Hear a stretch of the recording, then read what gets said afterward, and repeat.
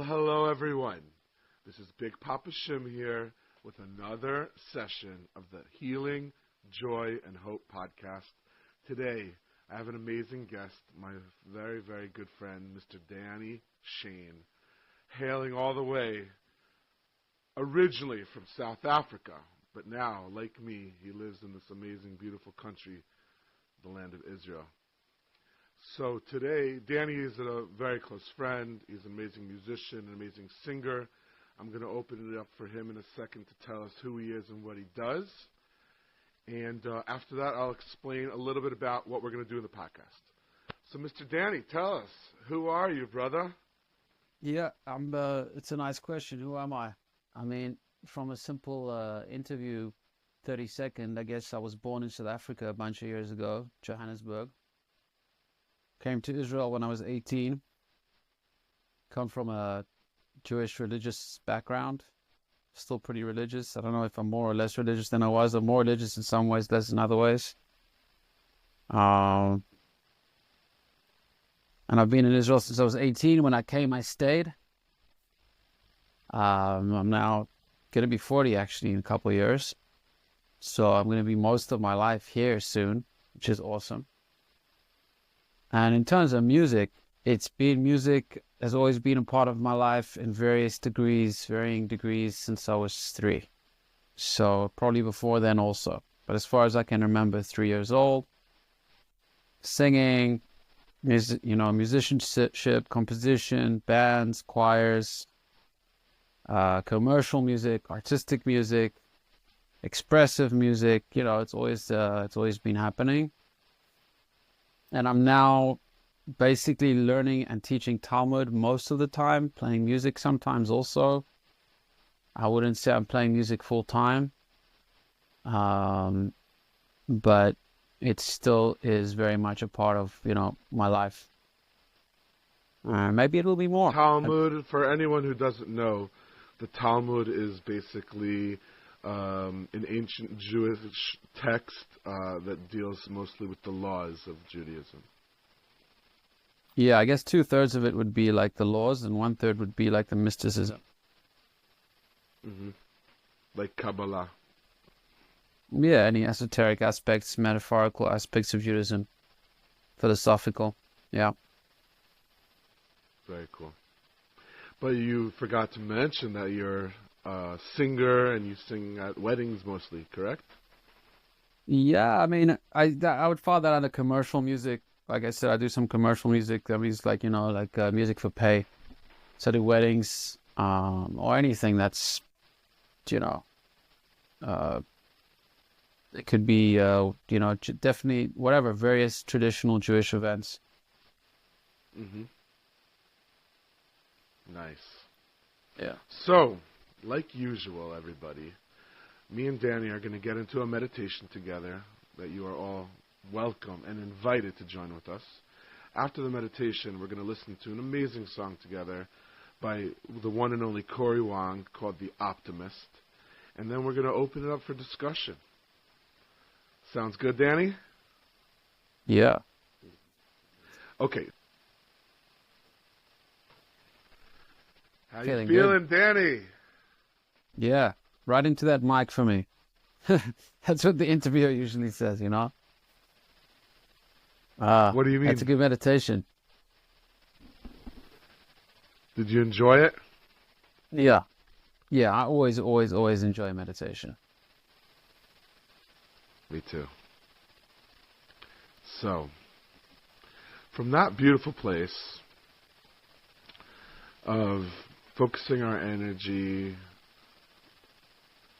to optimism, positivity, towards self-love, towards saying, hey, I'm good at stuff, and I can do it.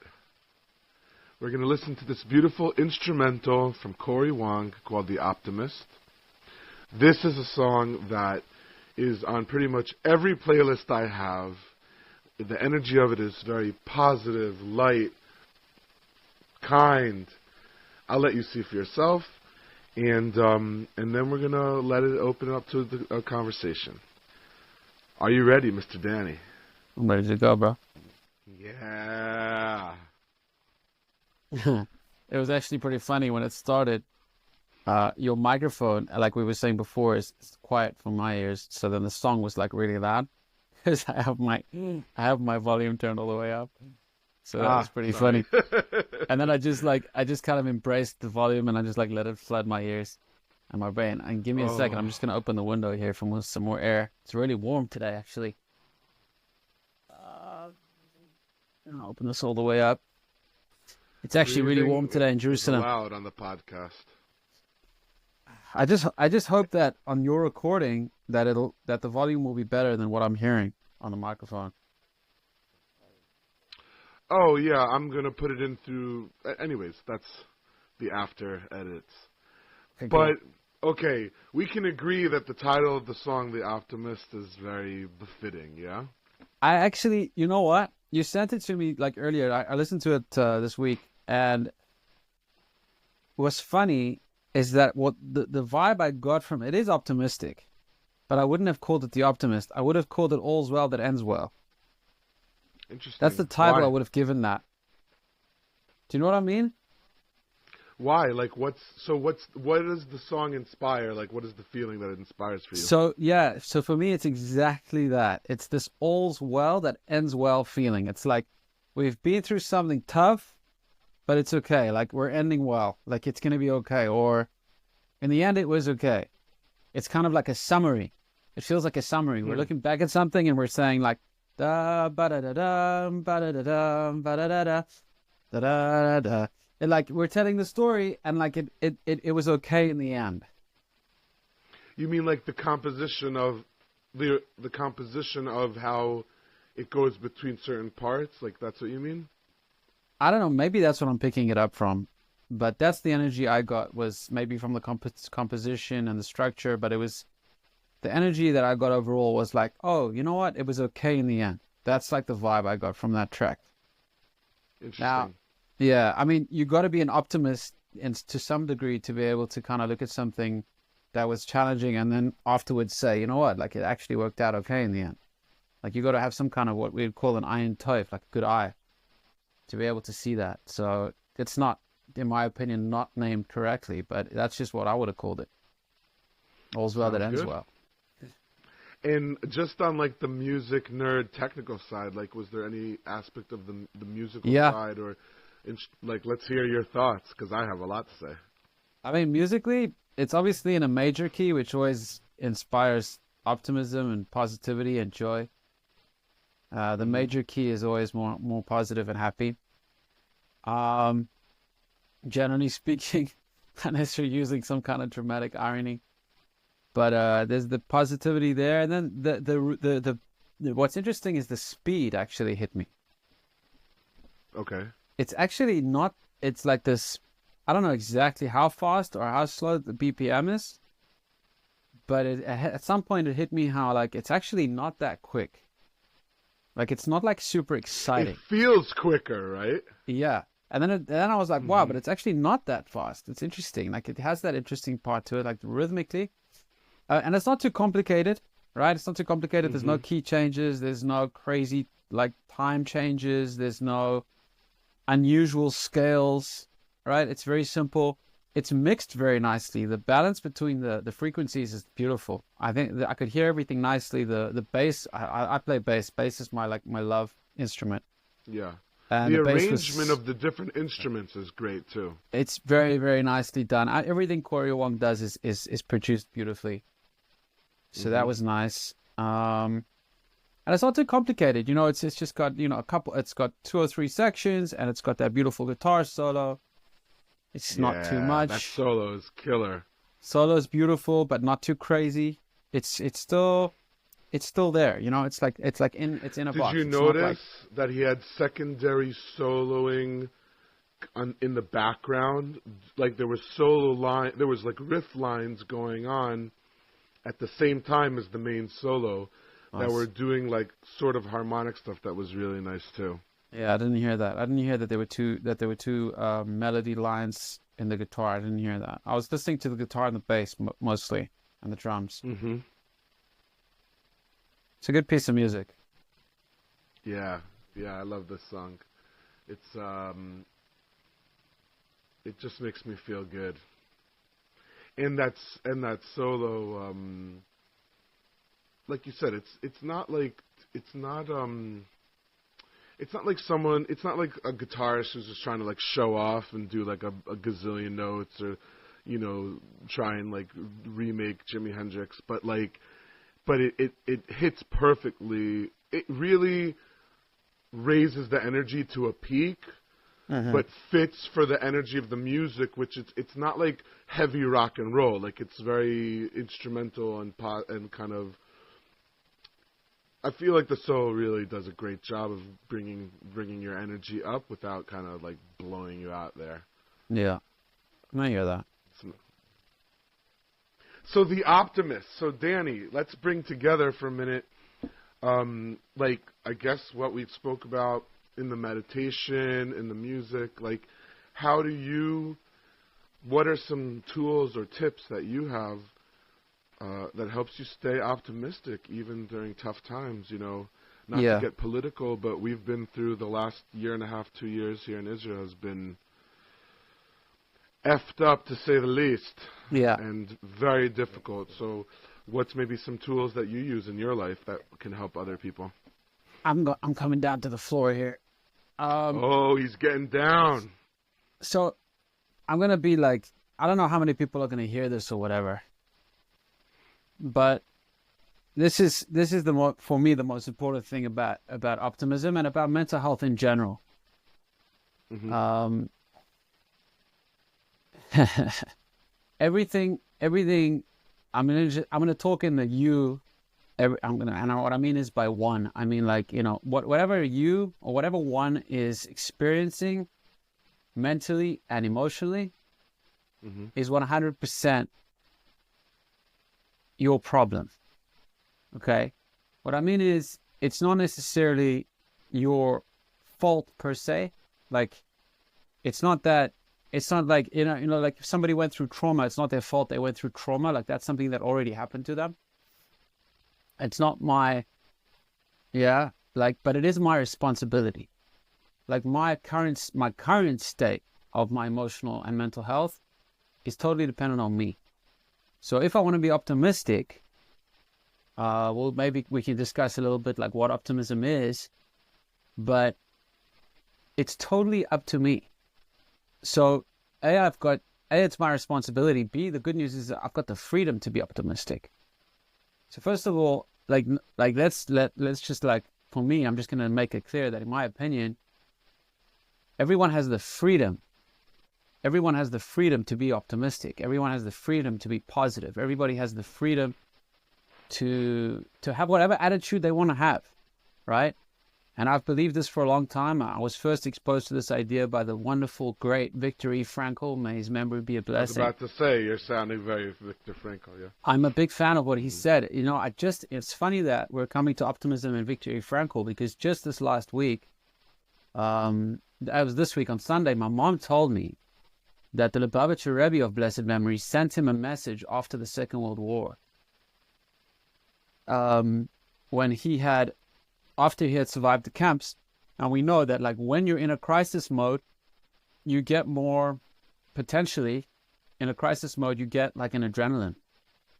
And Frankl, during the actual camps, in order to survive, had to tap into like a mental, spiritual adrenaline to mentally survive, because he'd seen terrible things and he was witnessing terrible things and suffering terribly. And he came up with this logotherapy, which is, the ultimate form of, basically the idea is that if you're in whatever suffering you're in, if you can find meaning in it, you can maintain a good attitude.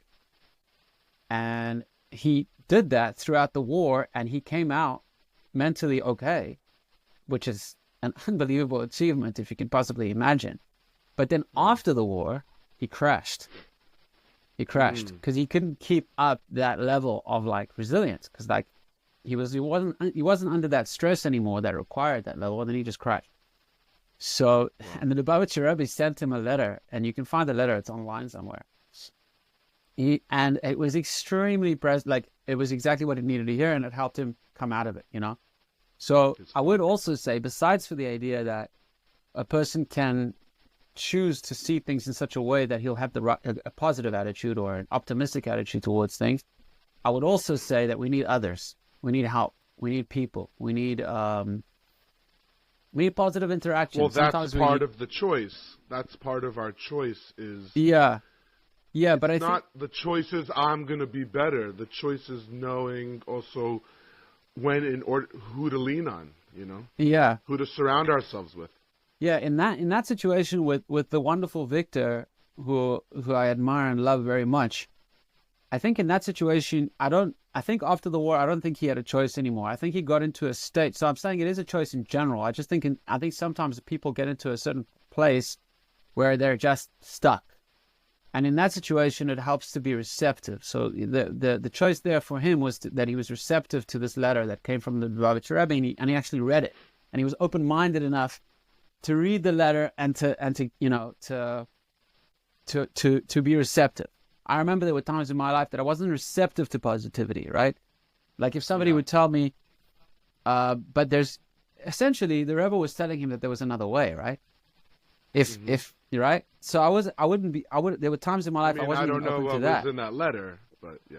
Yeah, but we can understand that since he was in a difficult place and he came out of it as a result of the letter, so that means that he was open to something changing, right? He was open to a different point of view, perhaps. He was open to a new experience. So he must have been, or else he would have rejected the positivity from the letter. So that's another ingredient, I would say. I'd say there's the freedom to, generally speaking, like most of the time, I would say a person has the freedom to choose an attitude that's going to make him feel good. And then there's times when a person's going to be in a kind of a dark, stuck space where the way out is going to be an openness, an open-mindedness to something greater, something better, a new attitude. And in that situation, you got to, like you said, like if you're open to the right people and you're connected to the right people, you can ask somebody for, hey, what am I missing here? I think it's really interesting. Another point of what you mentioned, bringing up the story with Viktor Frankl, so cool, is that when we're going through a stressful time or a trauma, a lot of times, it depends on the person, but a lot of times the response is to get into action and, like you said, an adrenaline, and to survive it, survive the traumatic period by being more creative, positivity, making change, like holding it together, being there for others, etc., etc., etc. But then when the trauma ends is when the crash comes a lot of times, and when you get what we call nowadays the post-traumatic effects, right? And I can tell you, Dannny, and the world, I could say for me personally, this is what I've been experiencing.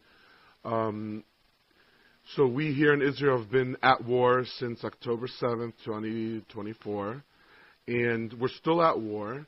And depending where you live in Israel, the war has been, the situation has been better or worse. So I live all the way up north, and we had about a 3-month period here just now, September, October, November of 2024. I'm sorry, October 7, 2023 is when the war started. So September, October, November 2024 now, we had about 3 months straight here where I live of pretty much every day, bomb sirens, different kind. Yeah, I'm talking 3 months of being not just at war as a country, but in a war zone, okay? And it was extremely, extremely traumatic, absolute survival mode. And I could say for myself that I went through a period of time where tremendous amount of stress, really trying to figure out just how to survive it. And a big part of surviving it was, getting my mind into my work, helping people, really going to a lot of, like, retreats, dancing, movement, therapy. I'm involved in the 12-step program. Just lots and lots and lots of putting my energies into ways of dealing with my mental health, as well as really like a lot of self-compassion and prioritizing. Okay, so I'm eating not as good, so I'm spending some more money. Okay, so, you know what I'm saying? So the house is a bit more messy, you know what I mean? But basically being able to kind of have enough compassion and acceptance and survival coping mechanisms to, like, get through it and even maybe come out of it with a lot of good, even like you talked about Viktor Frankl, But now, in the 2 months since then, the last 2 months, December, January, February, I don't know, last 3 months, I should say, has been a period of time for me personally of crash, of being sick a lot of the time, of trying to get back on the horse, on the wagon, with, like, balanced, healthy, manageable daily living skills, that, and it's been really, really tough. It's been really tough, and I've been sick a lot and not feeling good. So I really relate to what you're talking about, that thing of, like, okay, I'm going to survive through it, and even survive, not just survive, get through it, but even, I remember in Corona times also, like, there were some people that during the Corona times were just out of it. And then there were some of us during Corona times excelled. I remember during Corona, I started doing lots of, like, therapy Zoom groups, and, and me and my ex-wife and my family, we moved, and I started business stuff, and, it was like, it was, but then afterwards, when it's getting back into life, it's like, the crash of it all, so I'm saying this for myself. I'm saying this for anyone who's going to be hearing this, who maybe is here in Israel and going through something similar. Being in a war zone is super traumatic, I can tell you that.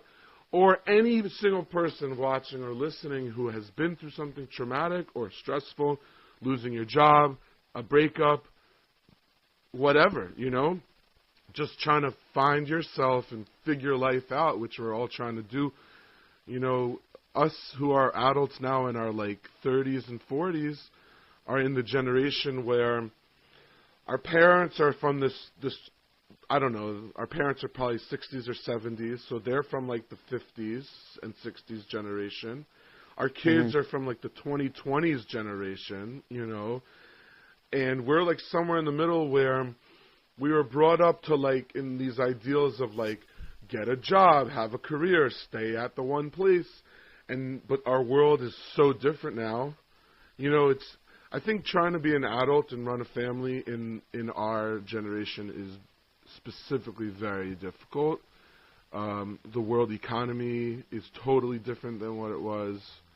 Trying to make a living, bring up kids who are growing up in a totally different environment than how we grew up. So anyone out there, if you relate, I hope what we're talking about helps you. Do you relate to any of that stuff, Dannny? Yeah, I've been blessed. During the war, I've been in Jerusalem basically the whole time since October 7th. So my experience is nowhere near someone who's living around the north or the south where the Sirens are. And obviously, it's obviously nowhere near, like, what people have really suffered, right? Like, on the front or actually in Gaza, where people have been held.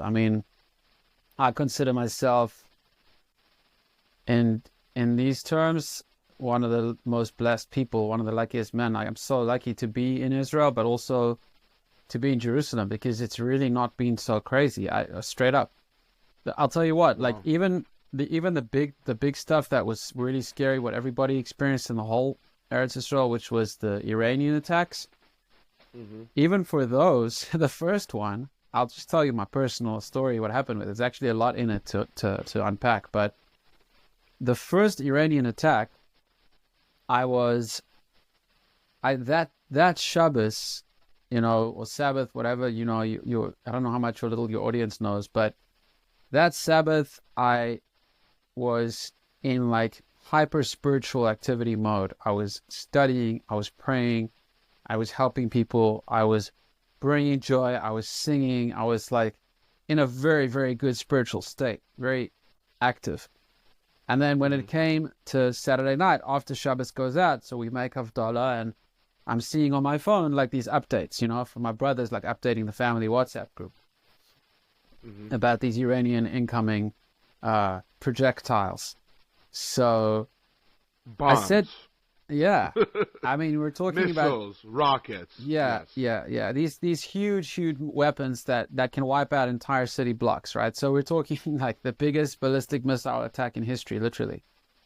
And I said, I've got, you know, I'm a believer, and I live with God. I literally, like, you know, I said, God, I've done everything I can. Like, this Shabbos was like amazing. Thank you. I love you. Like, I'm going to sleep. I said some prayers. I sang some songs of faith for like a special needs friend who was staying at the apartment at the time. And he also, like, we were like, okay, we're done. We've done our best. And I was asleep. And then there were these crazy sirens and huge, massive booms, because you're talking about these interceptor missiles blowing up these massive ballistic missiles. The sounds were unbelievable. I slept through the entire thing. I slept like a baby throughout the entire thing. And I woke up in the morning and people were like freaked out. Like, friends of mine were traumatized, I could tell. Of course. And my fiance, who I'm now married to, she's a great woman. She quoted, when I told her, she told me that King David says, God grants good sleep to those he loves.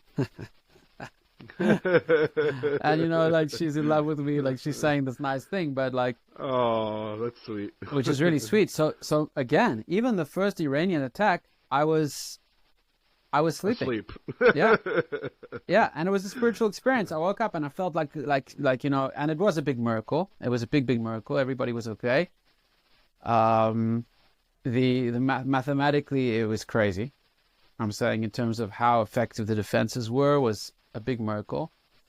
And then, so I didn't have any trauma. I just had gratitude. And I just was thanking, you know, I said nishmas, I said specific prayers that are specifically to do with gratitude. And I kept on going. And then the second Iranian attack, which was much more recent, that one I was awake for. And I was saying Tehillim during the prayers and during the sirens, and I was Tehillim is Psalms. Yeah, Psalms, as everybody knows them. Again, King David, and I was just angry. I was just angry that these people, you know, these guys who I didn't do anything to, were attacking me. That was my feeling.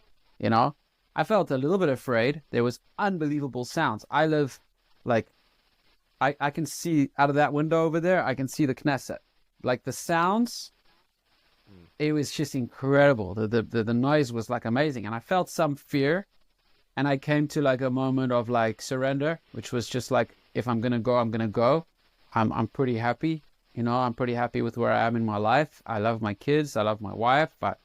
I do good things day to day. I'm pretty happy with where I'm at. Like, if it's my time, it's my time. Like, I was pretty okay to go. I was okay to die in that moment. It was a good feeling of surrender. And then there was also the feeling of anger, just the feeling of anger. Just like, I didn't do anything to these people. What is your problem? And that's something I was going to talk to you. I was going to ask you about. What is the trauma made of? You know, you're out of it now, and you're talking about that you're crashing. So the question is, what's that made of? Like, what are the ingredients of that? If you were going to unpack it,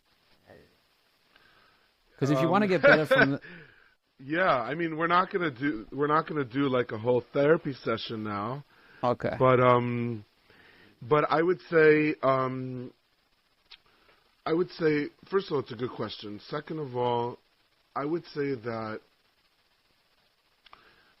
there's a lot of layers. One is what I even was inspired to think of when you talked about Viktor Frankl, was very simple, like you said. Like, there's the 3 months of living on adrenaline and survival mode, cortisol, adrenaline, just like, or that's like the physical, but just like being in survival mode. After a certain point, there's just a certain crash, and my body and spirit and energy just needs to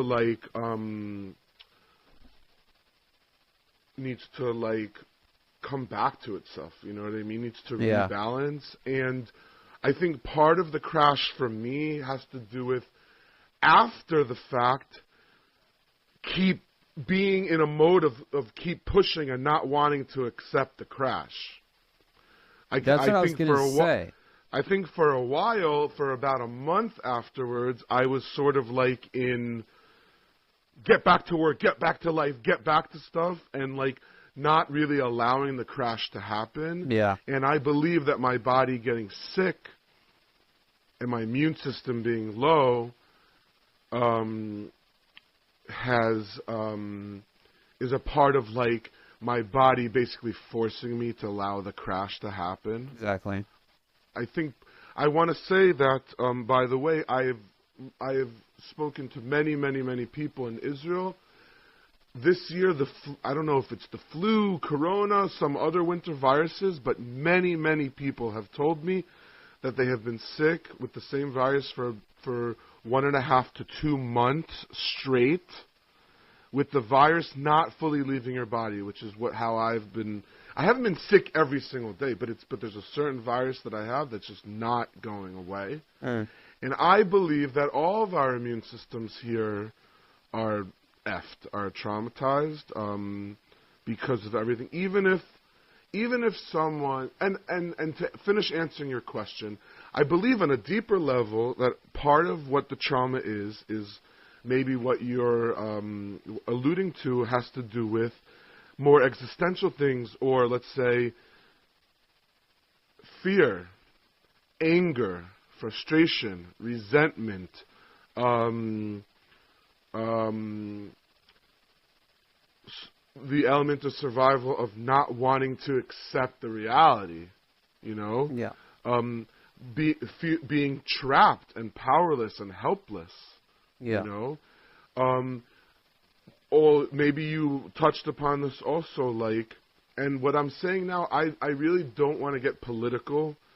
What I want to talk about more is the emotional and experiential element of what we're dealing with. For me, personally, and I think as anyone who's Israeli or living in Israel, Jewish, not Jewish, it doesn't matter. I think one of the most difficult elements of what's going on is that our suffering and pain is not legitimate. We're not allowed to have pain and suffering. Well, it depends who you ask. You know. I mean, when you look at world opinion, yeah, you know, I don't care about world opinion at all. If you want to be optimistic, don't care about world opinion. If you want to be mentally healthy, don't care about anyone's opinion. Well, what I'm in this getting regard, but it's important for me to say this. Because I don't know who's going to see this, but I'm saying this to the world. I want to make a statement to the world and say, again, you could hate Israel, you could hate me for whatever reason, or you could not hate me and not hate Israel, but you can say the way that we are dealing with the situation is wrong. You can come at me with lots of things. There's some of that I might agree with. I don't want to get political. But I, as an Israeli person living in a bomb zone, whether I agree with our government, not, the war, everything, I pray for the women and children and old people and all the helpless people on both sides of the story. Why do I say that? And I ask anyone who's watching this to at least be able to hold on to and legitimize the pain and suffering of anyone on any side. Because guess what? I have no say in anything that goes on, and I, just like any person in Gaza or in Lebanon, has no say in what goes on. And we just want to live. And we who are forced to live with bombs falling on us and our homes being destroyed and living in fear with no power or at all over what's going on, we are suffering. And all of our suffering is legitimate, and all of our suffering is something that needs to be accepted and seen and validated. And that's what I want to say. And the reason why I'm saying this is because I think it's important, A, and B, because, whether I agree with you, I personally don't get involved in the news. I don't get involved in world opinion. I do the best I can today to be good to myself, my children, my community, etc. And that's all, and I believe that's all we can do. And like you said, if you want to be a real optimist, a person who's able to look at the good, then I agree with you. I believe it's about what can I do today to like I said, the 80-20, to focus on the good and to perpetuate good for myself, first and foremost, for my family, and for my community. But what I do want to say is what happens in our environment affects us whether we like it or not. Yeah, for sure. The fact that we can be totally powerless and helpless over literal life or death is effed up, super traumatic, and I know for me, is still affecting me now. Because you know what? Okay, now we're not in the war, let's say, here in the north. I have no control over the fact that in 8 seconds from now, it could start again. Yeah. When I walk out my house and I hear, I don't know, a garbage truck drops one of the big garbage bins and it makes a big boom. That's what you think, Me and my kids jump. Yeah. And that's effed up, man. Yeah. Yeah. Yeah, I mean, you said you don't want to go to a therapy session, but... No, I don't want to get into it. I want to focus more together on in ways that we can talk. First of all, I love you, bro, and I love having this session with you, but this is for the world. If someone else can learn something from what we're saying and take something away, that's more about it for me. Yeah. So for me, it's more about sharing my experience in a way that maybe someone else can feel validated and learn from it, and hearing your experience with the tools that we both use in order to stay positive and stay focused. On how to better our lives regardless of the powerlessness. Yeah, you see, I don't think the powerlessness over the fact that the war can restart at any moment, I don't think that's traumatic. I think trauma is always when there's a conflict. Trauma is always when there's a conflict. If there's some kind of inner conflict that's unresolved, right? So that's not the definition of trauma, though. Yeah, but I'm saying that's what's part of it. It's not the objective facts that at any moment, like for me as a Jerusalemite, so I don't find it traumatic that at any point a rocket can come in from Iran, and I have to go down to the hallway, to the stairwell. Yeah, but if you were living for 3 months straight with bombs falling in Jerusalem, like if you were in the Intifada in the 90s where buses were blowing up in Jerusalem, I'm pretty sure that you would find that traumatic too, not knowing when the next bus is going to blow up. Right, but it wouldn't be the not knowing. It would be my mind worrying about it and not having a solution, not having a resolution. Being not in control of our lives. Yeah. So I don't think it's... Which is always true. But like, there's levels, you know what I'm saying? Yeah, my point is that it's not the lack of the control. It's the danger. It's the I might die. It's the fight or flight and the fear all compounded without a solution. Right. Interesting. There's nothing to do. What do I do with all this fear and all this? There's no way out. That's the trauma, I think. Yeah, like I agree that it sounds to me like you didn't experience so much trauma here. First of all, the situation was different, but also because you're practicing of acceptance. Like you're accepting that the worst can happen, and so be it. And part of what makes something trauma, like what's the definition of trauma? It's a system overload and that's why it's also subjective, like you said. Yeah. trauma is subjective. There are objective things that are generally traumatic for most people, like being in a war zone, or whatever, being raped, or what, being mugged, or a tsunami, or whatever. Divorce, I don't know, like there are things that are objectively generally traumatic. But trauma is subjective, and basically just means what is something that my system can't integrate. And what you're saying is that sometimes the reason I can't integrate it is because I want to fight my circumstance. I want to be able to change the circumstance, but I'm powerless to change it, and I'm not willing to accept that I'm powerless to change it and be okay with that. Yeah. And, it's the non-resolution. It's the non-resolution. For me, that's definitely part of it, for sure. Yeah. It's the non-resolution. I'm not willing to let go. When I went through my divorce, this is my second marriage I'm in. As you know, but for the viewers, when I went through my divorce, I was totally traumatized. And you talk about subjective trauma. This is crazy.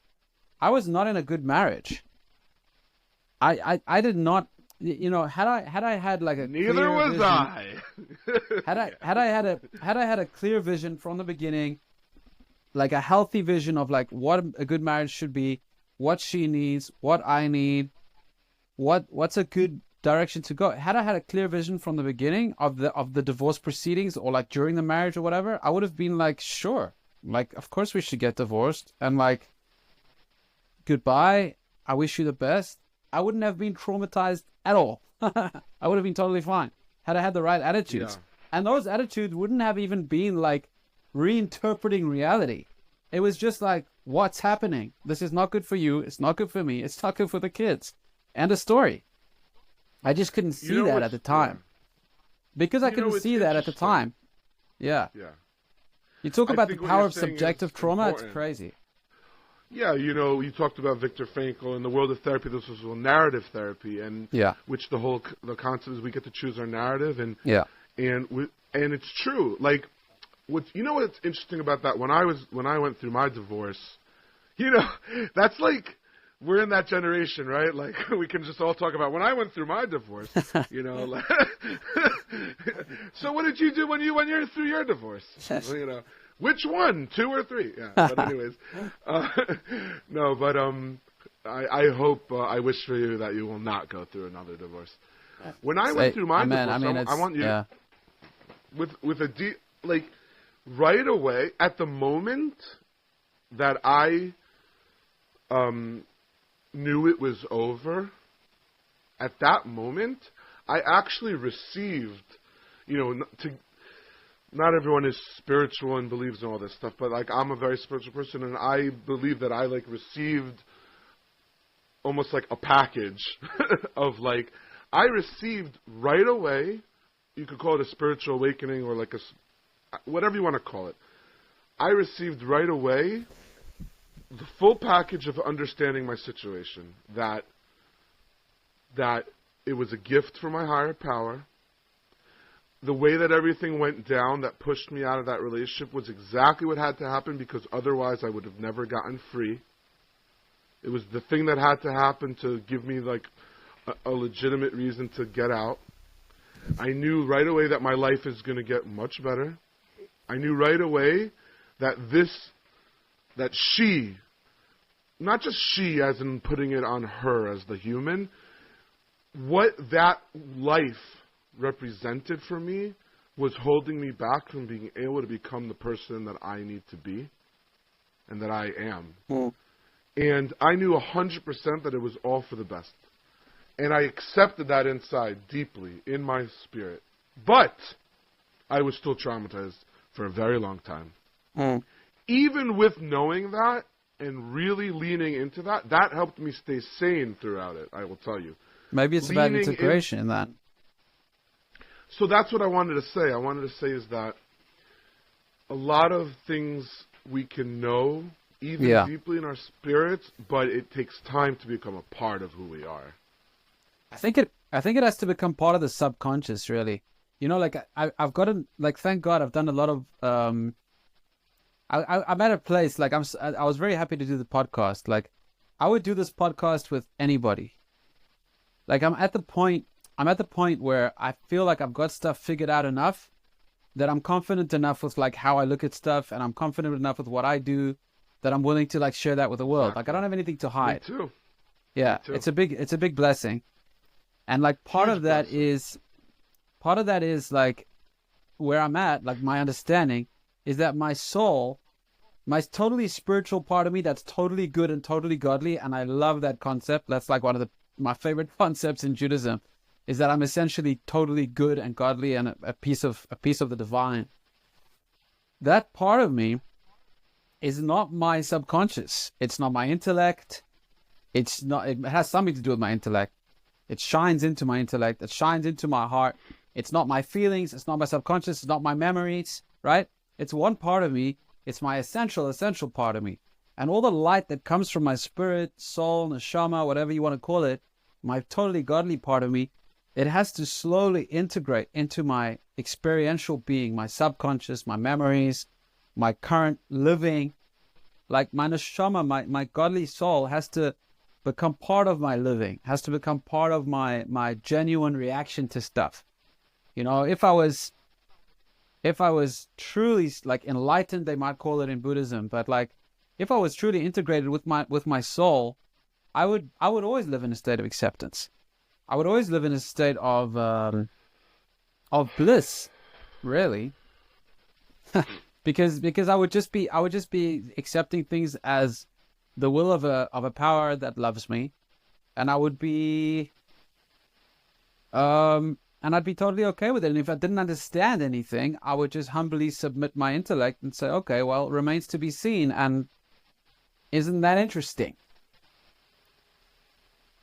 So, like, I Okay. agree. Like, there's the spiritual Yeah. principles, and then there's like the integration. And yeah, it takes a lot. It takes work. It takes time. It Yeah. takes work. You know, and I'll end this piece of it because we have to sum up and end our session. Oh, Even though really? we could talk for another like 4 hours at Yeah. least. But what I'll say on that point is that one point about that is that well, I forgot what I was going to say. Part of our survival mechanism of, you know, fight or flight or whatever is, which actually helps propel us forward in life many times, is the I'm not going to accept, you know, I'm not going to accept the abuse, or I'm not going to accept the traumatic situation. Like, wanting to try and change is very healthy. But we have to know how to balance when is it, like the serenity prayer, like when is it the time to, you know, fight, and when is it the time to accept, you know, and that's not always so easy to know the answer to. So, Dannny, amazing sesh. I love everything we chatted on.